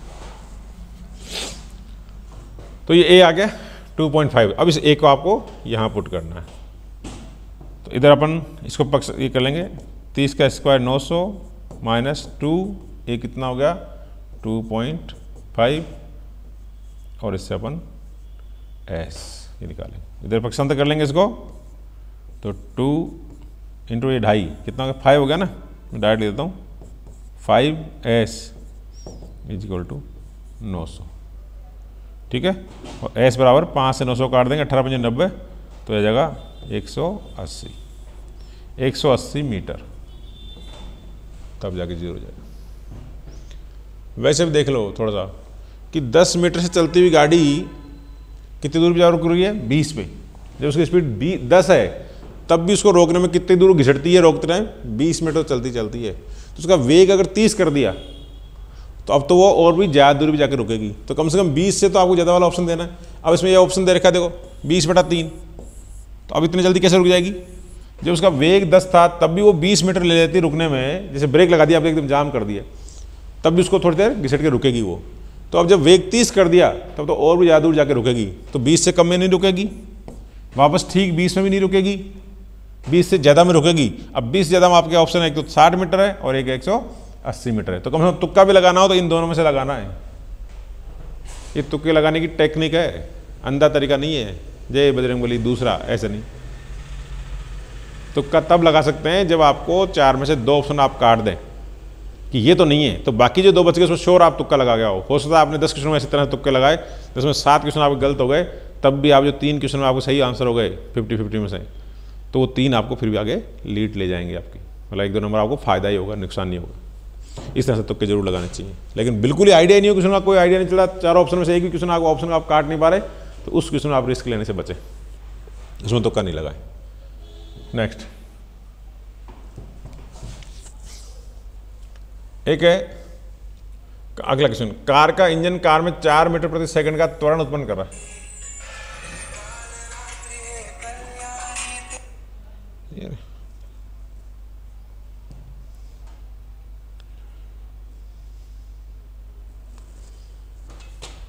अब देखो, कार का इंजन कार में 4 मीटर प्रति सेकंड का त्वरण उत्पन्न करता है यदि ये कार समान द्रव्यमान की एक दूसरी कार को खींचती है,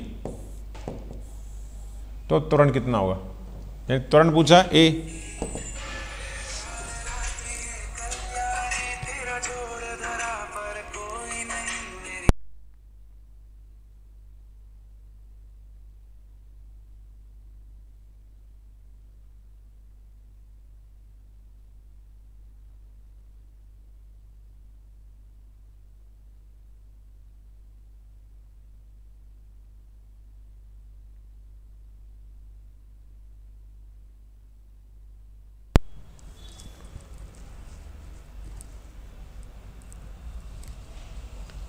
ठीक है। देखिए तो यहाँ पर ये ऊपर ये स्क्वायर ऊपर है, 4 मीटर प्रति सेकंड त्वरण उत्पन्न करता है। एक इंजन है, इंजन का मतलब जो फोर्स लगाता है, तो इंजन जो भी अपना फोर्स लगा रहा होगा वो फोर्स और द्रव्यमान F/m, तो उसे त्वरण आता है। तो एक कार को खींच रहा है तो उसका द्रव्यमान बल F लगा दिया, द्रव्यमान उसका m है और त्वरण इसका कितना हो गया 4, ठीक है, F बटा m। लेकिन वो कह रहा है इसमें एक कार और जोड़ दें, जैसे एक किसी गाड़ी खराब हो गई तो टोचन करके ले जाते हैं पीछे रस्सी जोड़ के, तो कार 2 हो गई, लेकिन चल तो आगे वाले का इंजन रहा है, पीछे तो बंद पड़ी है, तो बल तो वही लगेगा इंजन का, लेकिन उतने द्रव्यमान की, ये कार समान द्रव्यमान की है, तो डबल द्रव्यमान दोनों का मिला कितना हो गया, डबल हो गया 2m। तो अब जो त्वरण आएगा वो कितना हो जाएगा, पहले तो F/m का मान 4 था, अब F में 2m, यानी द्रव्यमान डबल हो गया, तो त्वरण क्या हो जाएगा आधा। या चाहो तो आप यहाँ से कर लो, F/m का मान कितना 4, तो यहाँ F/m का मान कितना लिख दो 4/2, तो कितना हो जाएगा 2 मीटर स्क्वायर। नहीं, द्रव्यमान डबल हो गया लेकिन बल वही है, तो त्वरण जस्ट आधा हो जाएगा। फटाफट देखो, और एक कार विराम से त्वरित होकर के 20 सेकंड में 140 किलोमीटर प्रति घंटा का वेग प्राप्त कर लेती है, उसके द्वारा तय की गई दूरी। विराम से त्वरित होकर के स्टार्टिंग वेग कितना है इसका 0, फिर से त्वरण है और 20 सेकंड में 140 किलोमीटर प्रति घंटा का, यानी टाइम दे रखा है और वेग दे रखा है, तो टाइम और वेग में संबंध है, तो तय और पूछा क्या है, दूरी पूछी है, ठीक है। तो दूरी का सूत्र आपको लगाना है और टाइम आपको दिया हुआ है, तो समीकरण कौन सा काम आएगा, x वाला दूसरा समीकरण, x बराबर ut plus half AT square, क्योंकि हमें पूछा क्या है दूरी, और कितनी देर की बात कर रहा है 20 सेकंड टाइम की बात कर रहा है, तो समीकरण ये वाला काम आएगा। अब इसमें प्रारंभिक वेग कितना दे रखा है, विराम से स्टार्ट हो रही गाड़ी यानी 0 से, तो प्रारंभिक वेग 0 था, तो क्या 1/2 a × t, कितना टाइम है 20 सेकंड, 20 का स्क्वायर कर देंगे। लेकिन बात वही है कि हम आपको अभी त्वरण पता नहीं है, एक समीकरण से एक ज्ञात कर सकते हैं, दूरी ज्ञात करनी है तो फिर आपको a मालूम होना चाहिए। अब a कैसे लाएं, तो इसके लिए फिर आपको वापस ही देखो, साथ में ये भी कर रखा इसने, इसी 20 सेकंड में 140 किलोमीटर प्रति घंटा का स्पीड प्राप्त कर लिया इसने। अब आपको वेग और समय इसके संबंध से त्वरण निकालना पड़ेगा, मतलब तो वेग और समय का संबंध से त्वरण निकालने के लिए पहला समीकरण काम आएगा, वेग और समय। इसमें भी प्रारंभिक वेग कितना हो जाएगा 0, त्वरण पता नहीं है, टाइम कितना लिया वही 20 सेकेंड, और वेग कितना हो गया 144। अब ये 44 किलोमीटर प्रति घंटा है, यहाँ ऑप्शन दे रखे हैं मीटर में, ये भी ध्यान रखें आप, हर बार क्वेश्चन के साथ ऑप्शन पढ़ लें, बहुत मदद मिलेगी आपको। तो आप साइड में आप 20, ये जो 144 किलोमीटर पर आवर है, इसको मीटर पर आवर में चलेंगे तो 5/18 से गुणा कर देना, डायरेक्ट कर दिया मैंने, किलोमीटर पर आवर को मीटर पर सेकंड चेंज करने के लिए 5/18 से गुणा कर देते हैं। 18 को 44 से काटेंगे, 8 बार कटेगा और 8 पंजे 40 हो जाएगा, 40 मीटर पर सेकंड वेग हो गया। तो ये v कितना है 40 मीटर पर सेकंड, तो 40 बराबर हो गया ये 20a, 40 से 20 2 बार कट गया, तो a बराबर आ गया 2, तो a का मान 2 आ गया। इस a का मान आप ही यहाँ पर लिखेंगे, तो 1/2 x निकालना था, a का मान कितना आया 2, और b का मान लो ये कितना था 20 का स्क्वायर 400, 2 से 2 कट गया तो कितना बच गया 400 मीटर। तो इस तरह ज़्यादातर क्वेश्चन में आपको 2 समीकरण काम लेने पड़ेंगे कहीं ना कहीं, जनरली त्वरण दिया नहीं होता है, तो आपको पहले जो चाहिए उसको देख लो, उसमें त्वरण की रिक्वायरमेंट है, तो बाकी जो इन्फॉर्मेशन है उससे कहीं ना कहीं त्वरण निकालना पड़ेगा, और फिर वापस पहले समीकरण में लिख करके आंसर कर सकते हैं। नेक्स्ट, परिमाण और दिशा में नियत बल के प्रभाव में गति करते हुए कण का पथ। क्या कह रहा है, परिमाण और दिशा में कोई वस्तु है, इस पर कोई बल लग रहा है, इस बल का परिमाण भी निश्चित रहता है और दिशा भी निश्चित है, यानी लगातार एक ही दिशा में बल लग रहा है तो वस्तु उसी दिशा में चलती रहेगी, चाहे वो, और उसका परिमाण भी कैसा है निश्चित है, बल का मान बदल नहीं रहा है, त्वरण भी निश्चित है, तो सीधी रेखा में चलेगी, सरल रेखा में।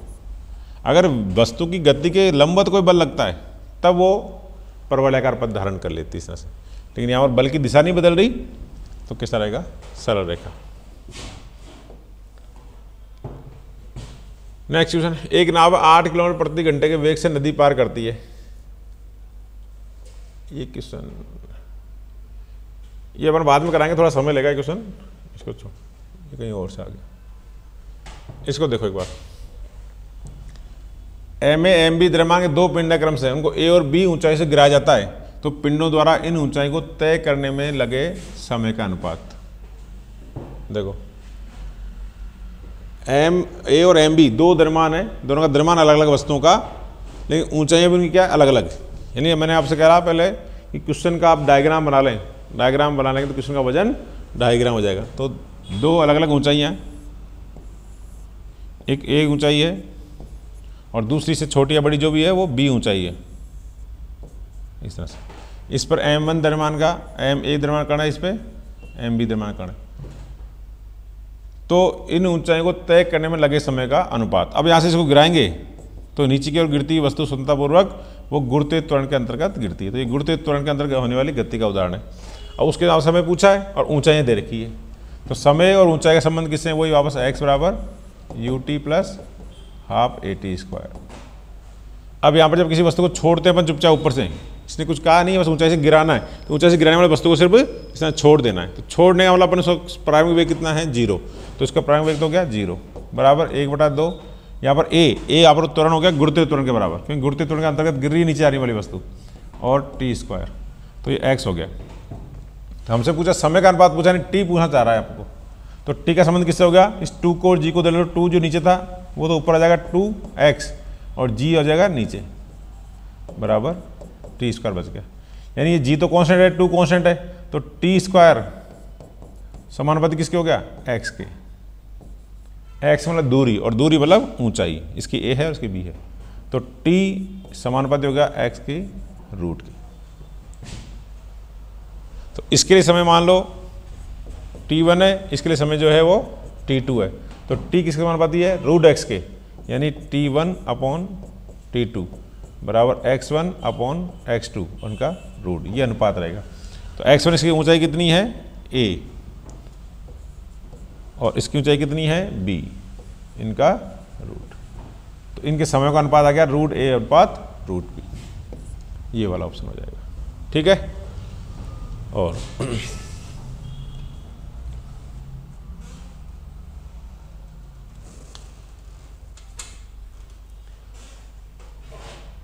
नेक्स्ट क्वेश्चन देखो फटाफट। एक पिंड को ऊर्ध्वाधर ऊपर की ओर फेंका जाता है। यदि वायु का प्रतिरोध नगण्य न माना जाए तो वस्तु के ऊपर जाने का समय उसके वस्तु के नीचे गिरने के समय के बराबर है, नीचे गिरने के समय से कम होता है, नीचे गिरने के समय के अधिक होता है, या वस्तु के नीचे गिरने के समय का दोगुना होता है। तो वस्तु को ऊपर फेंके तो ऊपर जाने का और वापस नीचे आने का समय बराबर होता है। तो वस्तु के नीचे गिरने के समय के बराबर होता है।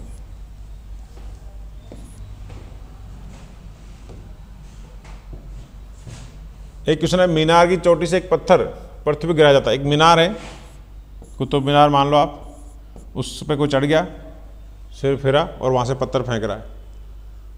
पत्थर पृथ्वी पर गिराया जाता है, जो जमीन तक पहुंचने से 4 सेकंड लगता है। यहां से यहाँ तक कितना समय लगा उसको? 4 सेकंड। तो मीनार की ऊंचाई क्या होगी? तो मीनार की ऊंचाई मतलब वही दूरी, ऊंचाई का मतलब यहाँ पर एक तरह से दूरी है। समय दे रखा है, गुरुत्वीय त्वरण के अंतर्गत गिरता है। नीचे गिरने वाली वस्तु के त्वरण कौन सा रहता है? गुरुत्वीय त्वरण। गुरुत्वीय त्वरण क्या रहता है? निश्चित। गुरुत्वीय त्वरण निश्चित है, इसका मतलब उसका त्वरण निश्चित है, तो आप गति के समीकरण लगा सकते हो। अब यहाँ दूरी और समय की बात हो गई तो समीकरण वही दूसरा लगेगा, x बराबर ut प्लस हाफ AT²। यहाँ AT² GT² लगाएंगे। x यानी ऊंचाई का मतलब h इसने पूछी है, छोड़ रहे हैं ऊपर से तो u 0 माना, प्लस 1/2 g और t कितने टाइम में पहुँच गया? 4 सेकंड में। 4 का स्क्वायर 16 और ये कट गया आपका 8 बार। और g को अपन लगभग 10 मान लें तो 10 × 8 और आप कितना आ गया? 80। g का मान वैसे 9.8 होता है, लेकिन वही देखो ऑप्शन देखो, सिंपल ऑप्शन दे रखे हैं राउंड फिगर में, तो उसको आप राउंड फिगर में 10 मान लेना है। तो 10 × 8 80 मीटर की ऊंचाई। ठीक है जी। नेक्स्ट क्वेश्चन, r त्रिज्या के एक अर्धगोले की सतह से m द्रव्यमान का पिंड अर्धगोले की दीवार सटकर फिसलता है। ये चित्र दिखा रखा आपको, ये अर्धगोला है, m द्रव्यमान पिंड है, इसकी सतह से फिसलता हुआ यहाँ जाता है। तो निम्नतम बिंदु पर पिंड का वेग क्या होगा? यहाँ से वस्तु यहाँ आएगी तो यहाँ की जो स्थितिज ऊर्जा है वो पूरी यहाँ गतिज ऊर्जा में कन्वर्ट होगी। तो सीधा सा इसका भी सूत्र क्या लगता है आपको? डायरेक्ट ये जो दूरी है इसको मन नहीं मानना, ये सीधा विस्थापन की इसकी हाइट यहाँ से ये रह गई है। तो हाइट में कितना अंतर है? r का। तो एक तरह से h नीचे आ गया है, तो h नीचे आ गया। तो वेग जो है, अब यहाँ पर वेग पूछा है और दूरी दे रखी है, तो संबंध आएगा तीसरा, v² u² प्लस 2gh। फिसलता है शुरू में तो वेग इसका 0 था, plus 2 × g × h, distance height कितनी होगी इसकी? r के बराबर। तो अंतिम वेग v² हो जाएगा। तो v बराबर क्या हो जाएगा? 2gr का रूट 2rg या 2gr। एक पिंड विराम अवस्था से गिरता है तो प्रथम सेकंड के पश्चात इसका वेग कितना होगा। 1 सेकंड बाद ही वेग पूछा है और विराम अवस्था से गिरना शुरू होता है। गिरता है मतलब कि गुरुत्वीय त्वरण के अंतर्गत गति करता है, ध्यान रखना। और 1 सेकंड बाद ही वेग पूछा है, तो वेग और समय की बात आ गई, v बराबर u प्लस at। विराम से गिरता है मतलब 0, गिरता है मतलब a का मान g, कितने सेकंड बाद ही पूछा है, 1 सेकंड बाद ही।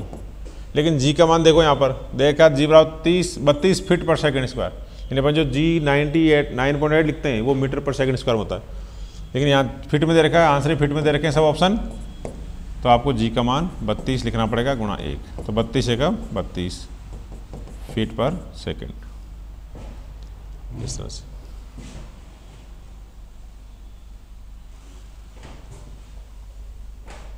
ठीक है, नेक्स्ट देखो, किसी भवन के शिखर से 2 अलग अलग द्रव्यमान के पत्थर एक साथ नीचे छोड़े जाते हैं। कोई भवन है, सुंदर सा भवन है जो भी, इसमें 2 पत्थर छोड़े जा रहे हैं, दोनों का द्रव्यमान अलग अलग है, एक m1 द्रव्यमान का है और दूसरा m2 द्रव्यमान का है, और एक साथ ये छोड़ रहे हैं। तो छोटा पत्थर पहले से पत्थर टकराएगा, बड़ा पत्थर पहले टकराएगा, दोनों साथ साथ टकराएंगे या उनका कुछ निर्भर करेगा। यानी कि टाइम पूछना चाह रहा है कि 2 अलग अलग द्रव्यमान के वस्तुओं को छोड़ते हैं तो कौन सा पहले पहुंचेगा, यानी टाइम की बात कर रहा है। तो टाइम अपन जो भी है, वेग या आपको यहाँ पर हाइट मालूम है तो वही हाइट दोनों के लिए सेम है और टाइम पूछा है, तो सूत्र लग गया x बराबर ut प्लस हाफ, और गिर रहा है तो gt स्क्वायर। प्रारंभिक वेग दोनों का 0 रहेगा, ये भी कांस्टेंट है, तो x समानुपाती हो जाएगा t स्क्वायर के, यानी t समानुपाती हो जाएगा रूट x के। यानी टाइम केवल किस पे डिपेंड कर रहा है, x पे, दूरी पे डिपेंड कर रहा है, द्रव्यमान पे डिपेंड ही नहीं कर रहा है। और दोनों की हाइट क्या है, दोनों के लिए सेम है, x सेम है तो टाइम भी दोनों का आएगा सेम। यानी 2 अलग अलग द्रव्यमान कण है, एक हाइट छोड़ जाएंगे तो नीचे दोनों साथ साथ ही पहुंचेंगे, दोनों को अलग अलग टाइम नहीं लगेगा। एक कागज को और एक पत्थर को भी डालोगे दोनों साथ साथ ही पहुंचेंगे, बशर्ते बीच में वायु का कोई बल वगैरह नहीं लगना चाहिए, सिर्फ उन पे दोनों पे गुरुत्वाकर्षण बल लगना चाहिए। अगर ये है ओनली गुरुत्वाकर्षण काम कर रहा है तो एक कितना भारी हो और एक कितना हल्का हो, दोनों साथ साथ ही नीचे पहुंचेंगे। इंपॉर्टेंट बात ध्यान रखनी। अगला क्वेश्चन, एक वायुयान क्षैतिज वेग u से h ऊंचाई पर गतिशील है, तो वायुयान से गिराए गए पैकेट का पृथ्वी पर पहुंचने पर वेग क्या होगा। ध्यान रखो, वायुयान यहां पर चल रहा है, ये इंडियन एयरलाइंस का विमान कोई जा रहा है और उसमें से किसी ने क्षैतिज वेग उसका u था, वायुयान का वेग u है, इसका मतलब उसके अंदर जो भी बच्चा कण जो भी रखा है सबका वेग क्या है, u है, और वो हाइट कितनी है, h ऊंचाई पे उड़ रहा है यहाँ से। तो वायुयान से गिरा के पैकेट, अब यहाँ से किसी ने यहाँ से पैकेट फेंक दिया, ठीक है, तो पृथ्वी पे जब पहुँचेगा तो उसका वेग क्या होगा। तो देखो पैकेट नीचे आ रहा है, तो नीचे आ रहा है तो क्यों नीचे आ रहा है, क्योंकि उस पर कौन सा बल लगेगा, गुरुत्वाकर्षण बल लगेगा। अब गुरुत्वाकर्षण बल लंबवत लगता है, ये जो प्राइमरी वेग है ये क्षैतिज है इसका u वेग, और गुरुत्वाकर्षण बल इसके लंबवत लग रहा है, तो गुरुत्वाकर्षण बल इसके वेग पे u पे कोई प्रभाव नहीं डालेगा, इसकी दिशा को बदलेगा केवल, वो उसके परिमाण पे कोई प्रभाव नहीं डालता। किसी वेग के लंबवत लगने वाला बल उस वेग के परिमाण को प्रभावित नहीं करता है। तो ये u एक जब अभी नीचे आ जाएगा तब यहाँ आ जाएगा ना पिंड जब गिरते, तब भी इसका क्षैतिज वेग तो u का u रहेगा, ठीक है ना। लेकिन वो क्या है, बल लगातार बदल रहा है तो वो गिरते गिरते यूँ आएगा नीचे, परवलयाकार गति करेगा। कारण क्या है कि जब अपन सिंपल चीज़ सीधा छोड़ते, ऊपर से केवल छोड़ते हैं, लेकिन ऊपर कोई वेग नहीं था तब तो केवल गुरुत्वाकर्षण कारण सीधा आता है, और गुरुत्वाकर्षण नहीं हो तब वस्तु जो वेग है उससे आगे चली जाएगी। लेकिन यहाँ दोनों चीज़ें, आगे का वेग भी है और गुरुत्वाकर्षण भी है, तो इस u वेग के कारण वो आगे भी जाती है और गुरुत्वाकर्षण कारण नीचे भी आती है। तो बिल्कुल सीध में नहीं आएगी, जहाँ छोड़ा उसके सीध में नहीं आएगी, वो थोड़ी सी आगे जाके गिरती है। तो वो यहाँ आ गई तो उसका, लेकिन वो क्षैतिज वेग जो था उसका वो का वही रहेगा, उसमें कोई फर्क नहीं पड़ेगा। और नीचे आने के कारण g के कारण इसका जो वेग है नीचे वो √2gh वेग और हो गया गति के तीसरे समीकरण से। तो 2 वेग हो गए इसके, एक तो नीचे की ओर ये टकराएगा इस वेग से, √2gh वेग से तो नीचे टकराएगा, और क्षैतिज वेग कितना हो गया u, तो ये 2 वेग इसके पास हो गए u और ये √2gh, और ये दोनों 90 डिग्री पर है। तो इनका परिणामी वेग निकालने के लिए दोनों वेगों को जोड़ के क्या कर लेंगे, अंडर रूट कर लेंगे, तो ये वेग आ जाएगा। फिर वो क्वेश्चन आ गया, m1 m2 द्रव्यमान में समान से छोड़ रहे हैं तो उनके द्वारा पृथ्वी तक पहुंचने में लगा समय। क्वेश्चन रिपीट हो गया है, तो 2 ही द्रव्यमान आप ये, और इंपॉर्टेंट क्वेश्चन हालांकि ध्यान रखें, आपको कन्फ्यूज करेगा, दो अलग अलग द्रव्यमान, वो एक बहुत भारी भरकम आदमी है और एक बिल्कुल पतला दुबला आदमी है, दोनों को साथ फेंक दो और उसे गुरुत्वीय बल के अलावा और कुछ भी नहीं लग रहा तो दोनों साथ साथ ही पहुंचेंगे। भारी आदमी जल्दी नहीं पहुंचेगा। हमको ऐसा लगता है जनरली कि साहब भारी है तो जल्दी से आ जाएगा, लेकिन गुरुत्वीय बल ही लग रहा है केवल, तो सब पे बराबर लगता है, तो टाइम भी दोनों को बराबर लगेगा। हाइट समान है तो टाइम भी समान ही लगेगा, द्रव्यमान पर निर्भर नहीं करेगा, ये ध्यान रखना है।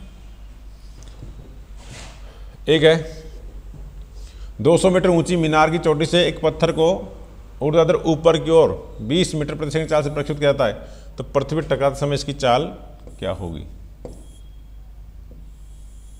इस तरह से तो देखो चित्र बनाओ पहले इसका। 200 मीटर ऊंची तो मीनार ही है, ये काफी ऊंची मीटर है। इस ऊंची मीनार की चोटी से एक पत्थर को ऊर्ध्वाधर ऊपर की ओर 20 मीटर, यहां से ऊपर फेंका, पहले आदमी बैठा भी कहाँ है? मीनार पे, और फिर वहां से भी ऊपर फेंक रहा है, और ऊपर फेंकने के लिए तो वेग देना पड़ेगा, तो यहाँ उसका वेग कितना दिया उसने? 20 मीटर पर सेकेंड। अब वो पत्थर ऊपर जाएगा, पर आखिर कब तक ऊपर जाएगा?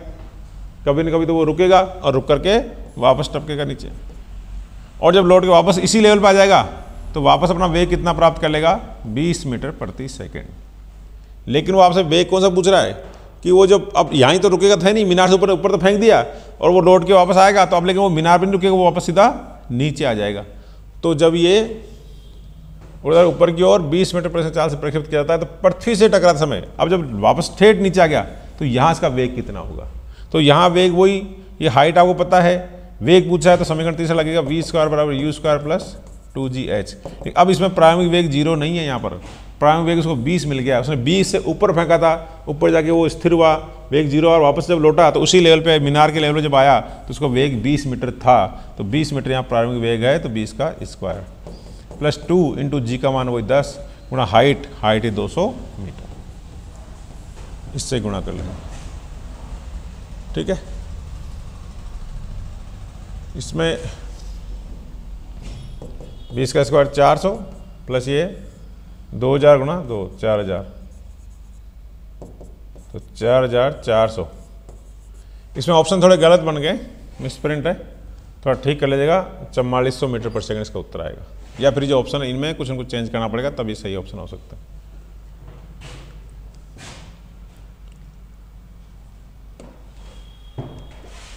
नेक्स्ट क्वेश्चन है 200 मीटर की ऊंचाई से कोई पिंड गिरना प्रारंभ करता है, तो t बराबर 0 से t बराबर 6 सेकंड के मध्य प्रत्येक 2 सेकंड के अंतराल में इसके द्वारा तय की गई दूरियों का अनुपात।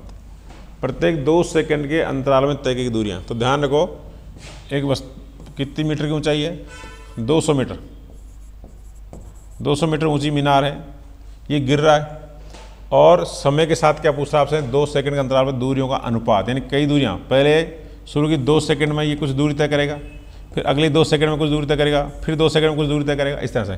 तो पहली 2 सेकंड में कितनी दूरी तय करी? मान लो S1, अगली 2 सेकंड में कितनी दूरी तय करी? S2, अगले 2 सेकंड में कौन सी दूरी तय करी? S3। तो इनका अनुपात पूछा आपसे, S1 अनुपात S2 अनुपात S3। अब इसका तरीका क्या है? वही ऊंचाई से गिर रहा है, प्रारंभिक वेग 0 इसका शुरुआत में, यहाँ पर कुछ दिया नहीं है तो 0 मानना है। तो अब अपन को यानी हाइट पता है, दूरी कुल पता है, लेकिन 2 सेकंड में गिरने वाली दूरियों का अनुपात पूछा है। तो x तब हमको निकालना है, ut plus half GT square, प्रारंभिक वेग 0 मानेंगे, प्लस 1/2 GT स्क्वायर बराबर x। तो शुरू के 2 सेकंड में कितनी दूरी तय करेगा? आप t का मान 2 लिखेंगे, g का मान लिखेंगे, x का मान आ जाएगा। ठीक है, फिर अगली 2 सेकंड में, अब देखो अगली 2 सेकंड का आप इसको प्रारंभिक स्थिति मानते हो और इसको अंतिम स्थिति मानते हो, तो यहाँ आपको प्रारंभिक वेग भी ज्ञात करना पड़ेगा।